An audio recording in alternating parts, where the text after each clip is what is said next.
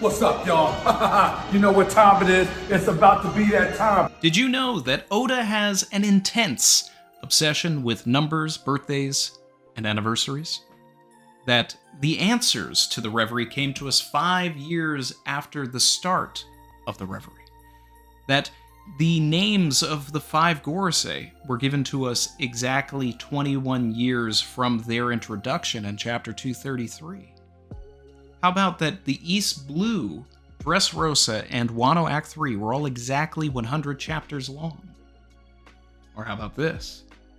Nico Robin's I Want to Live moment in Chapter 398, released on Nico Robin's birthday, February 6th, 2006. Hey everybody, I'm Randy Troy, and welcome to Math Piece.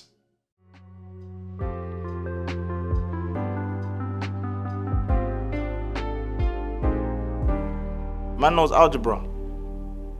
Today we're going to expose the secret symmetry hidden between the lines of not only the manga, but the extended media as well, like Viver Cards and the SBS Corner. Some of these connections have radically dictated the course of the story, some for better, some arguably for worse. One of the most notable, I mentioned earlier, is that the entirety of East Blue, the prologue of the story, is compacted tightly into 100 chapters. But originally in Oda's notes, he wanted Loguetown to be a little bit longer, and that's why in the anime we have filler characters like Daddy Masterson, who was actually intended to be a canon character.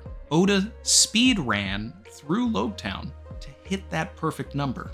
Is it genius, or is it compulsion? That's for you to decide, but as you'll come to see in this video, there is a clear pattern to Oda's madness. And using that pattern, we may be able to predict elements of the Final Saga. So strap in for Math Piece, guys. But first, like, comment, subscribe if you're feeling the vibe. 2 plus 2 is 4. Minus 1, that's 3. Quick maths. Some of these instances fall on the exact corresponding date, while others are within the chapter release window. Dates vary year by year, naturally because of calendars and break weeks. But, as you'll come to see, the intentionality is there. There's no such thing as coincidences. Maybe in some cases. But not all of these. Shonen Jump issue numbers are also important because where dates can shift, the issue numbers will usually stay the same, and generally correspond to the week in the year that the issue was released. First, Act 3 runs 100 chapters from 958 all the way to the end of 1057. Now, in 1058, that is when we are introduced to the Cross Guild, and we see Crocodile make his triumphant return into the story. Now, this falls within the window of Crocodile's birthday, which is September 5th. This chapter was the last chapter of August in 2022, and there was a break week which spun past Crocodile's birthday. Following chapter, 1059, released on the 14th anniversary of the very first chapter of Amazon Lily. And what was 1059? Well, that was the chapter where Blackbeard showed up to Amazon Lily. September 13th, 2008 versus September 11th, 2022. And all of this is within Boa Hancock's birthday window, which is in September. Speaking of September birthdays, Chapter 1060 brought Jewelry Bonnie into the main story, whose birthday is at the beginning of September. Chapter 684 is titled Don't Do It Vegapunk, and revealed the very first silhouette of Dr. Vegapunk that we had ever seen. This was on October 15th, 2012, during the Punk Hazard arc. 10 years later, on October 10th, 2022, Oda released Chapter 1062, which introduced us to Lilith, Shaka, and Atlas, 3 satellites of Dr. Vegapunk. Chapter 1062 also revealed that Kuma is Bonnie's father, and introduced us to Seraphim Kuma on the issue anniversary of Chapter 473, titled Warlord Bartholomew Kuma Appears. Both of those were issue 45. Following this, in Chapter 1063, Oda does something very peculiar, something that he has really never done before.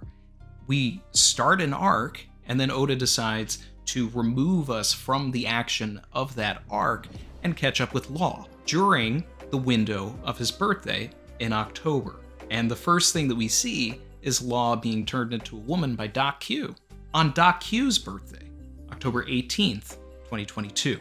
Now, while those examples might seem a little looser than most, this was actually a very calculated stall tactic from Oda. Why? Because he wanted to hit a particular anniversary. See, many years ago in chapter 433, Kobe revealed a name to all of us. One that has really stuck around. Dr. Vegapunk. This happened on November 6th, 2006. And on November 6th, 2022, Oda revealed a chapter called The Six Vegapunks. Chapter 1065 introduced us to all of the satellites, 16 years to the day after his name was dropped. And the following week, we were introduced to the main Stella in chapter 1066. This gets even crazier, right? Because anagrammatically, in chapter 160, we were introduced to Lasso, Mr. Four's baseball bomb shooting gun dog. This was confirmed to be the very first invention that we had ever seen from Dr. Vegapunk. And that was released on November 14th, 2000.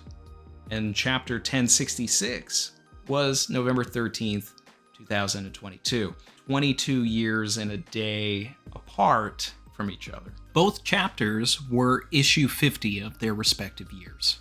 Chapter 1067, Lucci, Kaku, and Stussy arrived to Egghead wearing masks on the exact anniversary of CP9 removing their masks in chapter 345, issue 51 of 2022 and issue 51 of 2004.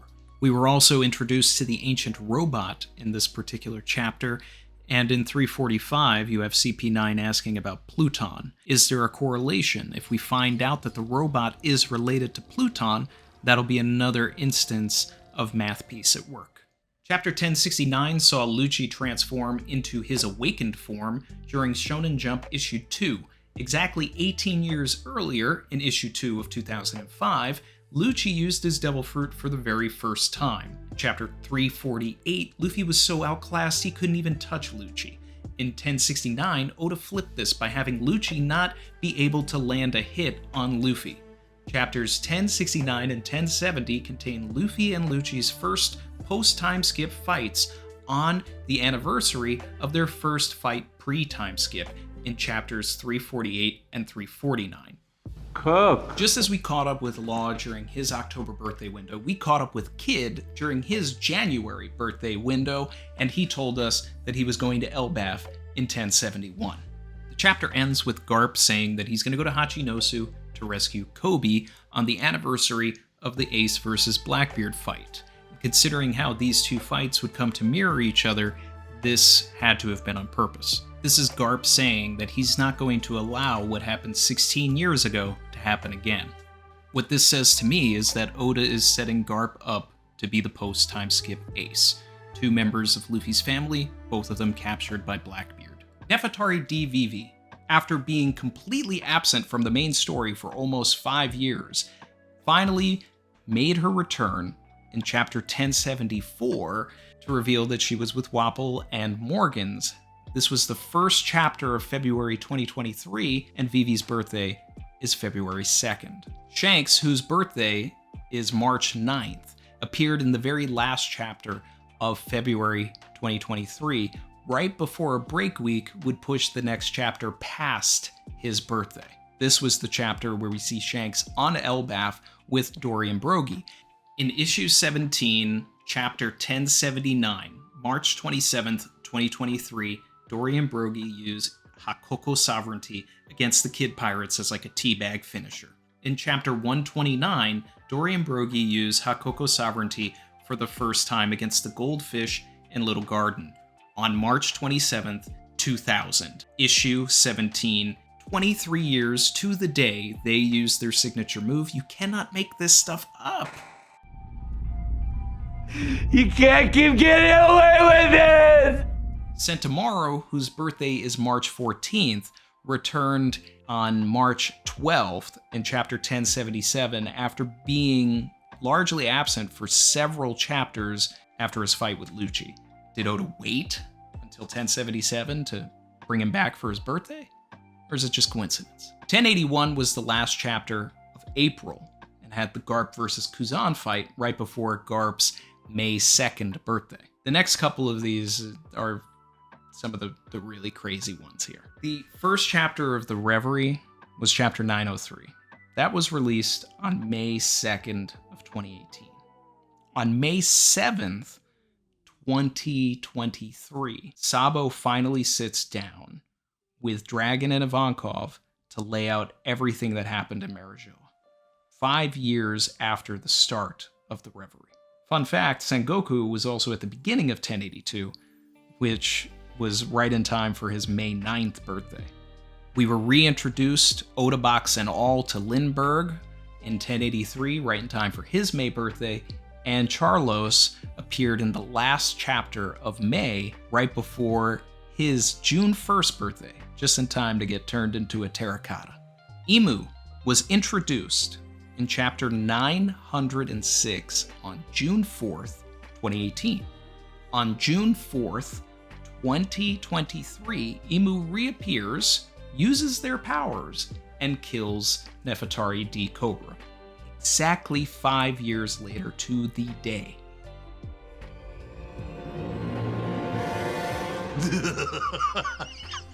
Oh man, I can't believe you figured it out. In the same chapter, we get an Oda box for Jabra, one day before his June 5th birthday. Chapter 907, June 11th, 2018. Chapter 1086, June 11th, 2023. 907 had Mjosgard hitting Charlos to save Shirahoshi. 5 years later to the day, we see the consequences of those actions as Garland puts Mjosgard to death. In the same chapter, we get all 5 names for the Gorosei. 21 years and 1 day from the anniversary of the complete introduction of the Gorosei in chapter 233. This chapter was called The Greatest Power in the World, and in 1086, we see Imu give the order to use what we can only determine is the greatest power that we've seen yet, destroy Lelucia. 907 was titled Empty Throne and dealt with Steli getting the breakdown, the information about the Empty Throne. But this is juxtaposed in 1086 with Sabo telling Dragon and Ivankov that someone actually does sit in that chair. And of course, there are connections between Steli and Sabo. This is also where we get Ivankov telling us about Imu and their name 5 years from when we're introduced to Imu. 1087 took us back to Hachinosu just in time for Helm Meppo's birthday. And fun fact, if we didn't take the month break, Shiryu stabbing Garp would have landed right in time for Shiryu's birthday. There are plenty of examples and more instances that we could go into here, but I did promise that we were going to break this pattern and use it to kind of predict where the Final Saga is going to go. So what I think Oda is going to start doing now is he's going to switch the pattern up a little bit, because there's a big milestone coming. We are chapters away at the time of this recording from chapter 1100. Chapter 391 was the very first chapter of Robin's flashback, giving us the first look at O'Hara, and introduced Clover in issue 52 of 2005. Based on a tentative 2023 release schedule, issue 52 of 2023 will contain chapter 1100. This will be prime real estate for some lore on Robin, Clover, O'Hara, the Ancient Kingdom, Saul, all of it. So I think that Oda is going to start making anniversaries based around what happened 1,000 chapters prior to said event. Chapter 100 gave us the introduction of Dragon, and he says to Smoker that the world is waiting for our answer. Could we get that answer in chapter 1100? The Revolutionary Army seems to be getting ready to play a major role finally in the story. Could this be where Luffy and Dragon finally meet again after 1,000 chapters have passed? We saw Dragon arrive on Ohara in chapter 1066 with flowers for the victims and learned that the events of Ohara are what lit the fire of the revolution. Dragon would be a pretty poor revolutionary if he didn't try to interfere with a second attempt at Ohara, especially if Robin is in danger. One of the juiciest ideas in regards to Dragon and Luffy finally meeting is that if we take a look at the first scene with Luffy and Garp, where Garp revealed to us that he was Luffy's grandfather and told Luffy that Dragon was his dad, then if we can mirror that and have Dragon drop some monkey family lore, could this be where we finally learn about Luffy's mother? Or it's been speculated for years that Robin could be the eldest child of Dragon, a half-sibling to Luffy. Could he reveal that Robin is Luffy's sister, and that the Freedom Fighters were archaeologists after the truth, and that the flowers were actually for Nico Olvia in chapter 1066? And considering that the Revolutionary Army was birthed from the events of Ohara, it could add a lot of weight if Dragon did have a relationship with Nico Olvia, and the reason why he stopped being a pacifist was her death. If Oda wants to introduce Dragon into Egghead a little bit earlier, he could actually hit the milestone of Garp giving all of that monkey family lore, which was in chapter 432 in issue 48. Issue 48 of 2023 would be chapter 1097, which could also be very important because that is 1,000 chapters from the introduction of Smoker, a character that we have not seen in years. And I think that Oda is saving him for chapter 1097. Smoker played a large role from chapters 97 to 100, and I think that that could be the same case here, just 1097 to 1100. We could see Smoker show up to Egghead. I don't think that it is too late for him to appear, considering that he does have a connection to Dr. Vegapunk, based on everything that happened in Punk Hazard. And all of this would explain the narrative separation between Smoker and Tashigi during the Hachinosu event. Oda's got other plans for Smokey. The last major issue 48 that Smoker was a part of was when he arrived to Alabasta and confronted Ace.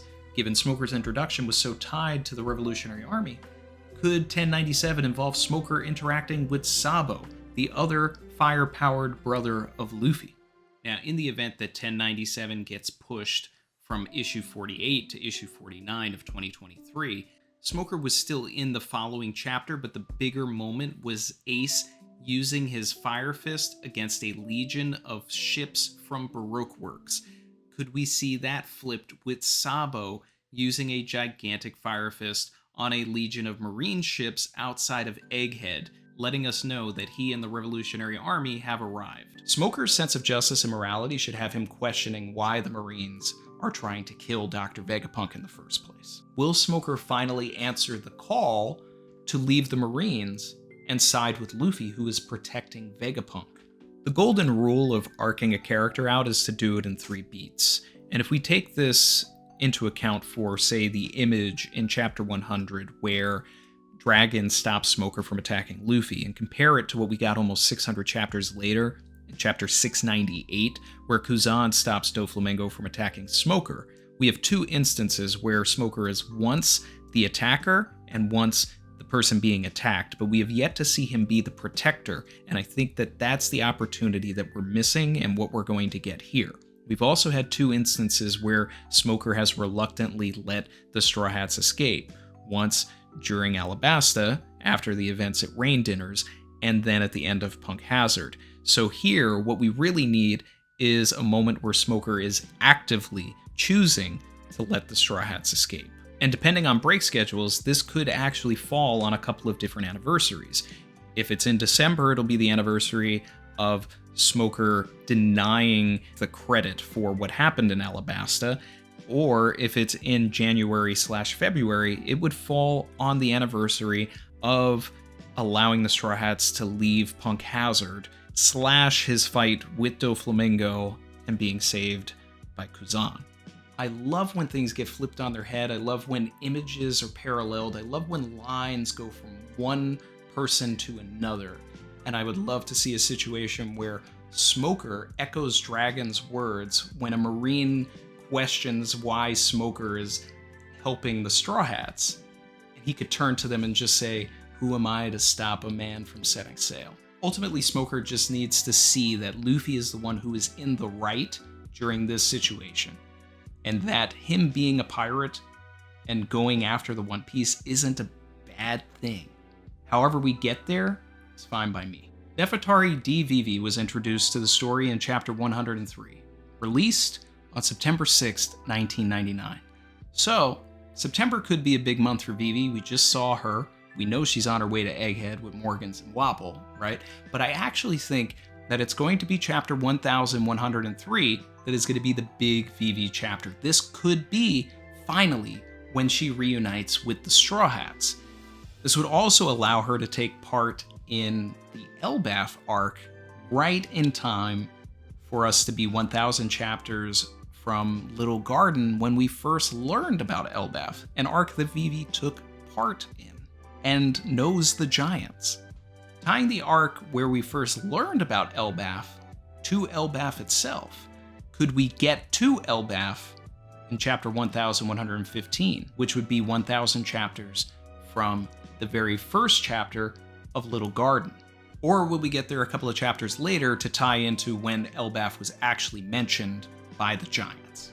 Barring any unexpected delay, chapter 1103 should be issue 4-5 of 2024, and technically the last official chapter of December 2023. In double issue 4-5 of 2007, Vivi was asked if she had an issue with Robin being a part of the crew. She, of course, said that she does not because she trusts Luffy, and then made a powerful exclamation that Luffy is the man who will become the Pirate King, a worthy anniversary for their reunion.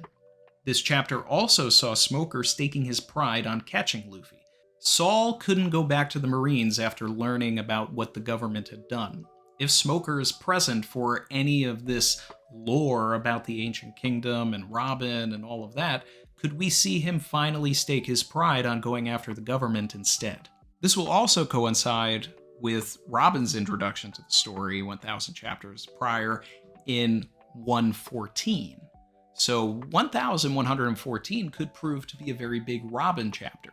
Could this be when she finally makes it to the new library of O'Hara on Elbaf? Could this be her reunion with Saul?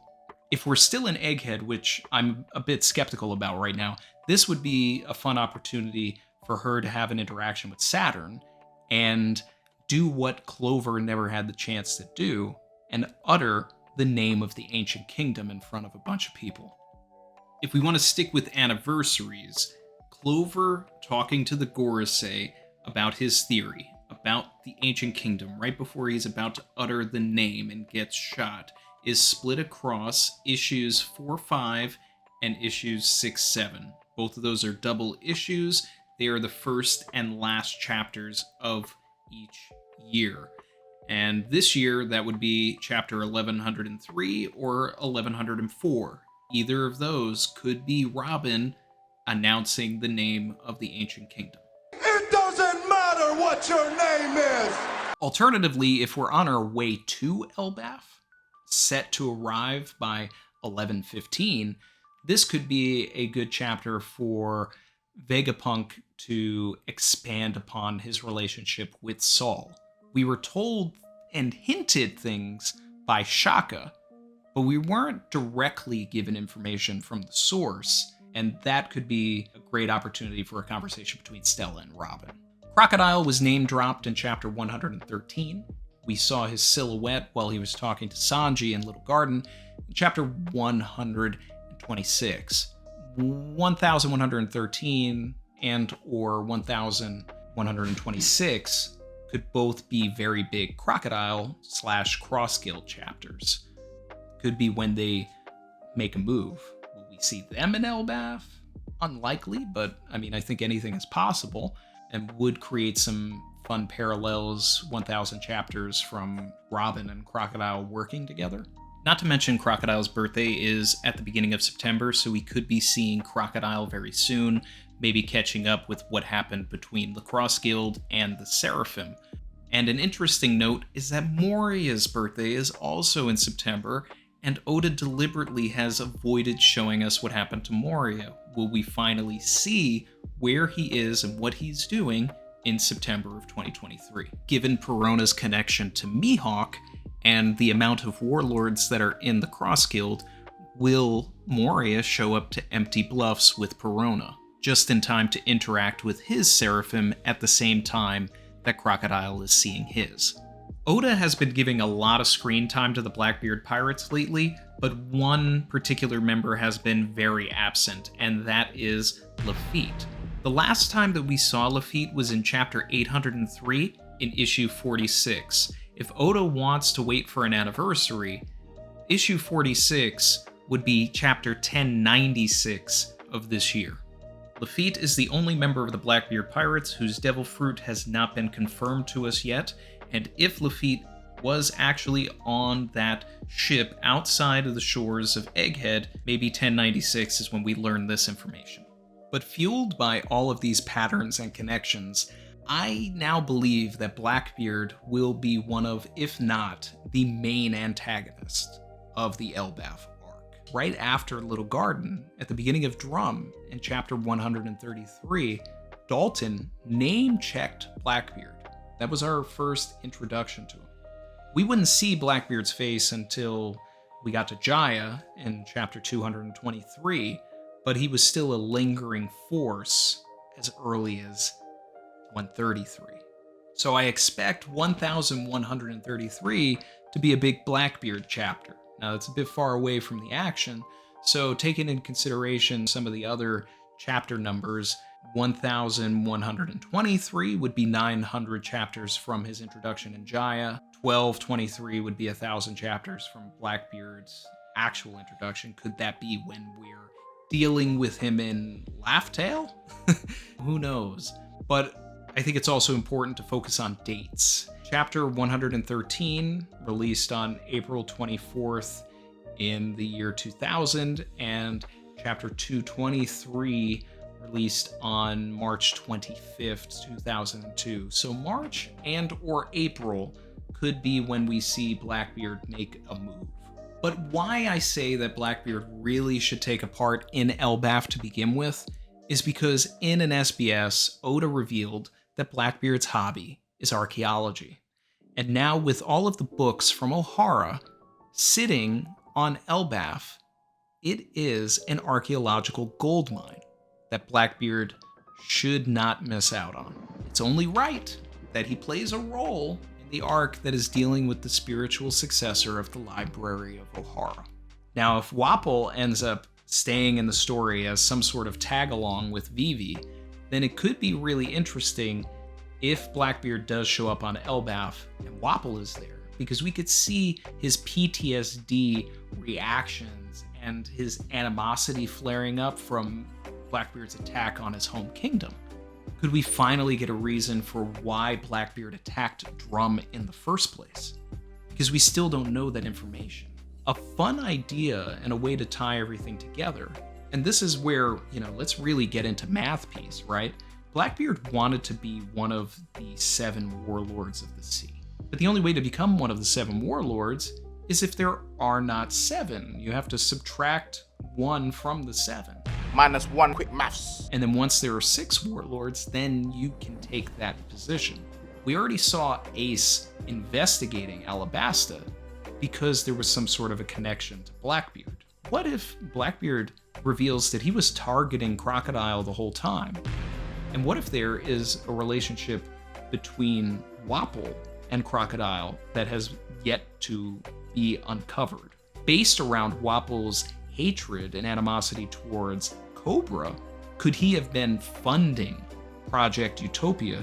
Blackbeard attacks Drum to get at Crocodile's money. That pushes the timeline of Project Utopia, and if the Cross Guild and Crocodile are playing a role at all in Elbaf as well, and we have Crocodile, Wapol, and Blackbeard here, all of this information could come out. And it could simply be that Luffy did Blackbeard a favor. Maybe Blackbeard was always going to go there. Take Crocodile out, take his position. Either way, I'd love to know that Blackbeard was always targeting Crocodile in some way. And I think that there's something really rich to pull from that. And those are just some of my loose predictions, math piecing the Final Saga together. I hope you enjoyed this video. Please leave me a comment below with which fact you found the most interesting, maybe which prediction you liked the most. I'm gonna do a short series once a month called Birthday Piece, where I'll do some rapid fire predictions on who could appear and maybe what they'll do based on whose birthday will be coming out. And September and October of 2023 have some pretty interesting ones. Also, if you know any fun math piece facts that aren't in this video, maybe some that go back to the beginning of the series or the middle of the series, if we get enough of them and they're meaty, we could do a part 2. But in the meantime, that's it. Like, comment, subscribe. Feeling the vibe.